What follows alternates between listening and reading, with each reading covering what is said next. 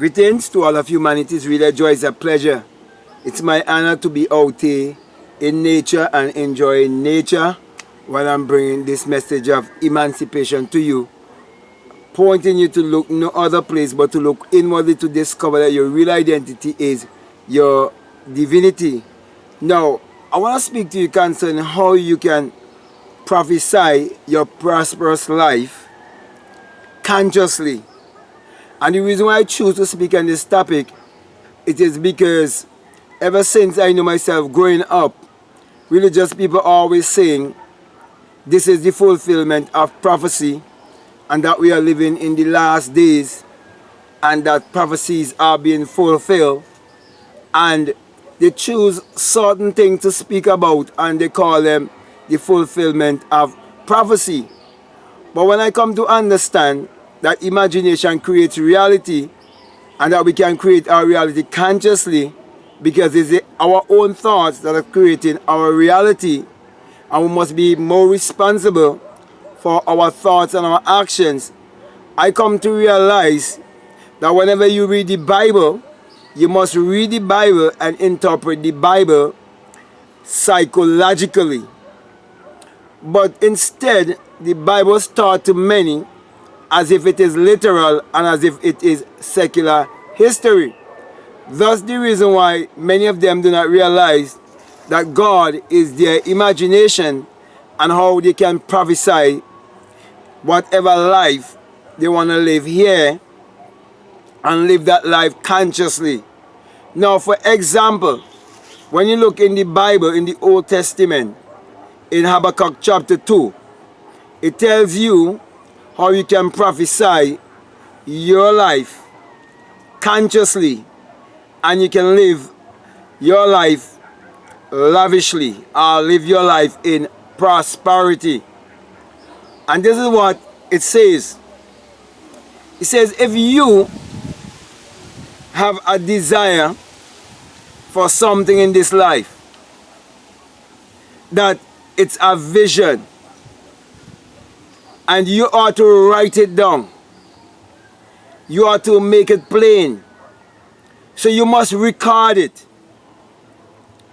And it tells you that even though that which you so desire, or that which you visualize, or whatever is your vision that you would like to accomplish, though it tarries, that you must wait for it, because it is sure.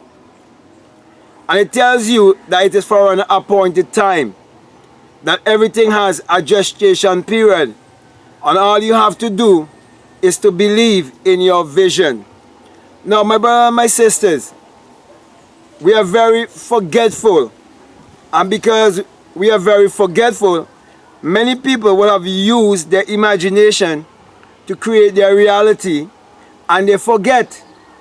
And that is why they give priority to the things that they pay money for more than the things that were given to them for free.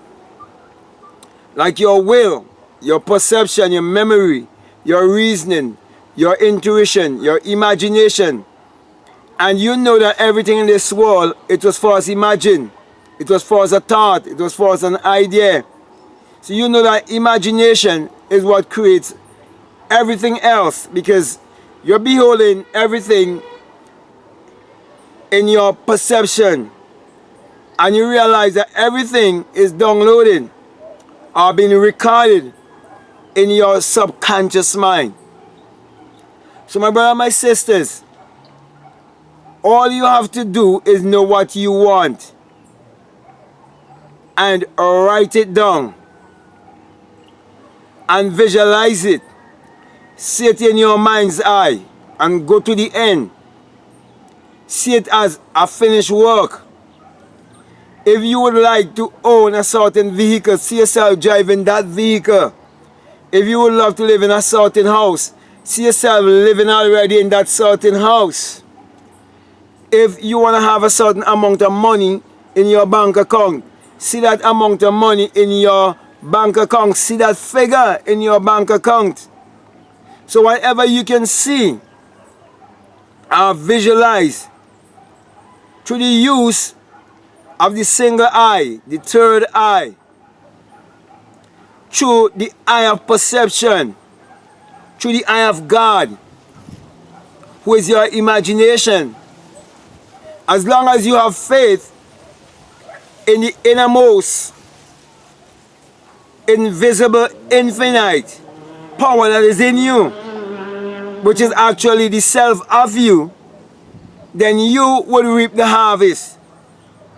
Because when you believe that God and man are one, and that the immortal body of man is his imagination, when you believe that the invisible man is your imagination, then you will put more trust in your imagination, and you will put your imagination to work in your life and be able to create your reality consciously. And when it's been fulfilled, then you know that is the fulfillment of the prophecy. That is why you're told in Genesis that the Lord spake and it became visible. And God said, it is good. You're the one who would have your vision, and you would create that which you desire. And when you see the manifestation of that which you desire, you will come into Sabbath. And you will say it is good, which is to say it is finished, it's done.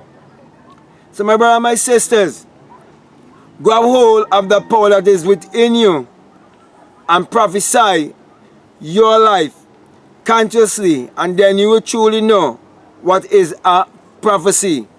Therefore, you will never give that kind of ability to anyone outside of yourself, but you will know that the prophetic you is the invisible you. But you have to put that power to work and prove for yourself that you can prophesy your prosperous life. So with that being said, my brother and my sister, I just want to encourage you to be more aware of the power that is in you, that you can use to create your reality consciously, and that whatever you see in this world that has already been invented or created, it's all the fulfillment of a prophecy. So let me say, if this is the very first time that you are listening to me and what I'm saying, it really making sense to you, it's really resonating with you, and this is the very first time, if you haven't subscribed already, I'm encouraging you to subscribe, to like, to comment, or to share this video. But before I leave you, I want to let you know that this message I bring to you, that it is the single eye, yes, the single eye message of self-realization, which Matthew 6:22 says that if your eye be single, your whole body will be full of light. And my brothers and my sisters, had it been that a single eye would have opened within me, when I would have felt that great and mighty shaking, and awake within myself, like a fiery being, having heard the unearthly wind, and ascend up on high, and burst my crown chakra, and became invisible, having experienced the virgin birth, having experienced the resurrection, and realized that my body is the empty tomb.